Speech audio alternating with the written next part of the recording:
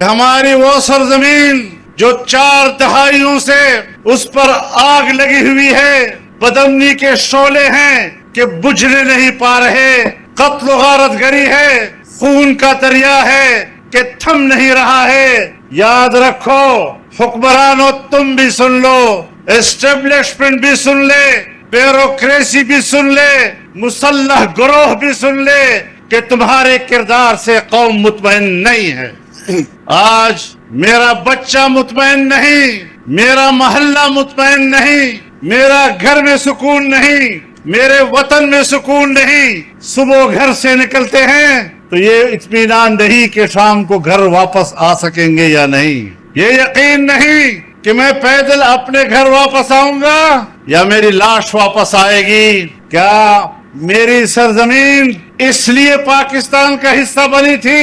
کیا یہ قبائل اس لیے پاکستان کا حصہ بنے تھے کہ یہاں انہیں یہ دن دیکھنا پڑے گا کہ نہ اس کا دل محفوظ ہے نہ اس کی رات محفوظ ہے؟ میرے محترم دوستو، میں تو ہر طرح سے اسباب ہلاکت دیکھوں، اے وطن کاش تجھے اب کے سلامت دیکھوں۔ وہ جو بے ظرف تھے سب صاحب میں خانہ ہوئے، اب بمشکل کوئی دستار سلامت دیکھو۔ میرے محترم دوستو، اس طرح معاملات نہیں چلیں گے کہ صوبہ بلوچستان ہو یا صوبہ خیبر پختونخوا ہو یا ہمارے قبائل ہوں اور وہ بارود کے ڈھیر پر بیٹھے ہوئے ہوں، بارود کی بارش میں بیٹھے ہوئے ہوں، ان کے بچے محفوظ نہ ہوں، ان کے خاندان محفوظ نہ ہوں، ان کی بہنیں محفوظ نہ ہوں، ان کی بیٹیاں محفوظ نہ ہوں، ان کی عزتیں محفوظ نہ ہوں۔ اب ہمیں بتاؤ، ہمیں اسٹیبلشمنٹ بتائے،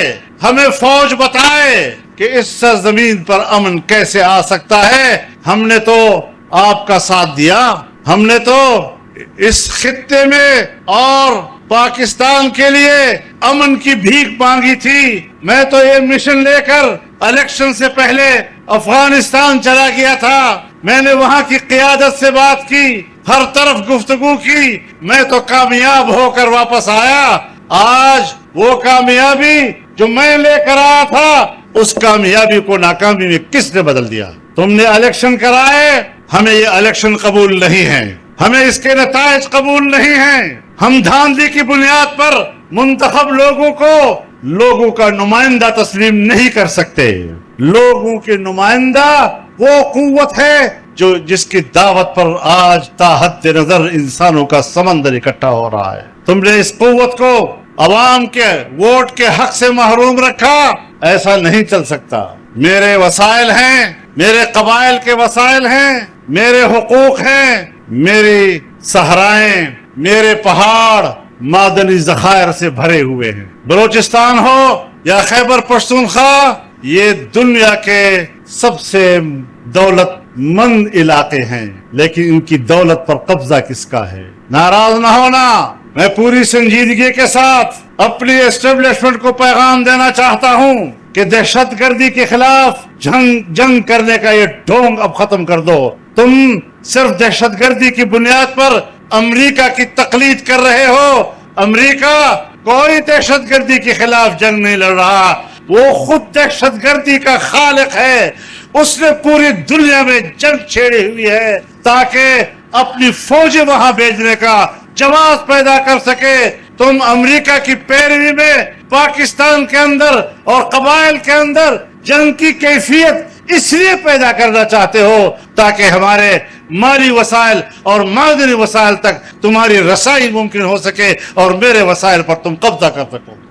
میرے محترم دوستو، میں آپ کی نمائندگی پر، آپ کی نمائندگی کے ساتھ، آپ کی اجازت کے ساتھ اپنے حکمرانوں کو آواز پہنچانا چاہتا ہوں، اصل حکمرانوں کو بھی پہنچانا چاہتا ہوں، نقلی حکمرانوں کو بھی پہنچانا چاہتا ہوں اور ان کو بتانا چاہتا ہوں کہ اس سرزمین پر، اس کے وسائل پر، اس کے معدنی ذخائر پر حق صرف یہاں کے بچوں کا ہے، یہاں کی نسلوں کا ہے۔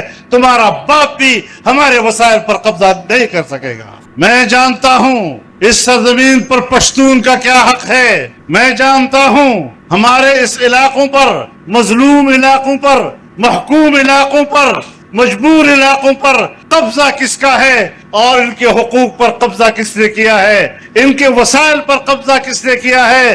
ہم اپنے وسائل پر قبضہ نہیں ہونے دیں گے, اور یہ حق ہماری نسلوں کا ہے, ہمارے آنے والے بچوں کا ہے.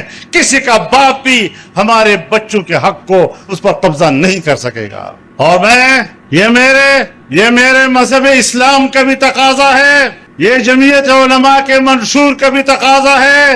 ہماری قوم پرست جماعتیں بھی یہی بات کرتی ہیں, اور ہم تمام لوگ اور جس جماعت کے ساتھ بھی اس کا تعلق ہے اس بات پر متفق ہے کہ میرے حقوق پر کسی کو قبضہ کرنے کی اجازت نہیں دی جا سکتی. میرے محترم دوستو, آج عالمی قوتیں میرے ملک کی مذہبی شناخت کو بھی ختم کرنا چاہتے ہیں. عالمی قوتیں اپنا معاشی جنگ پاکستان کی سرزمین پر لڑنا چاہتے ہیں, اور جب میرے صوبے سے اور بلوچستان کے صوبے سے سی پیک عالمی شاہراہ تجارت کا گزر رہا ہے, تو آپ کس عالمی قوت کے اشارے پر چین کی اتنی بڑی سرمایہ کاری کو ضائع کر رہے ہیں؟ آپ نے اپنے دوستوں کو گوایا.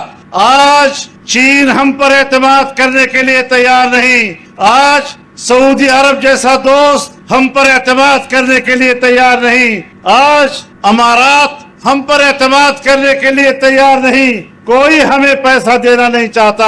اور وہ پاکستان کی اقتصاد کس کے ہاتھ میں ہے؟ یہ بد اعتمادی کیوں پیدا ہوئی؟ ہم نے دنیا کو اپنے سے کیوں دور رکھا ہے؟ اور ہم عالمی برادری کی تائید و حمایت کیوں حاصل نہیں کر سکے؟ میری معیشت بھی تباہ کر دی, میرا مذہب بھی آپ تباہ کر رہے ہیں, میری تہذیب کو بھی تباہ کر رہے ہیں. دینی مدرسے نے کون سا گناہ کیا ہے کہ آپ روزانہ مدارس کے اوپر چڑھائی کر دیتے ہیں؟ مدارس کے طلباء, قرآن پڑھنے والے, حدیث پڑھنے والے, تمہاری بندوقیں ان کی سروں پر نشانہ بنائے ہوئی ہیں. تم ان کو قتل کی دھمکیاں دیتے ہو. تم نے مدارس کے رجسٹریشن بند کی ہوئی ہے اور کہتے ہو مدارس رجسٹریشن نہیں کرا رہے. جھوٹ کیوں بولتے ہو؟ دینی مدارس پاکستان میں اسلامی علوم کے محافظ ہیں, اسلامی ماحول کے محافظ ہیں, اور پاکستان میں اسلامی تہذیب کے محافظ. میرے محترم دوستو, کیا پاکستان اس لیے بنا تھا کہ اس میں مرد و زن کا فرق ختم ہو جائے گا, اور ہمیشہ پاکستان کے اندر باہر کے این جی اوز ہماری تہذیب اور ہمارے حیا کی چادر ہم سے نوچنے کے لیے باہر کا فنڈ لیتے ہیں, اور پاکستان میں کہتے ہیں یہاں اقلیتوں کے حقوق نہیں ہے, ہم اقلیتوں کے لیے مارچ کریں گے. لعنت ہو تمہارے اس نعرے پر, تمہاری اس خواہش پر.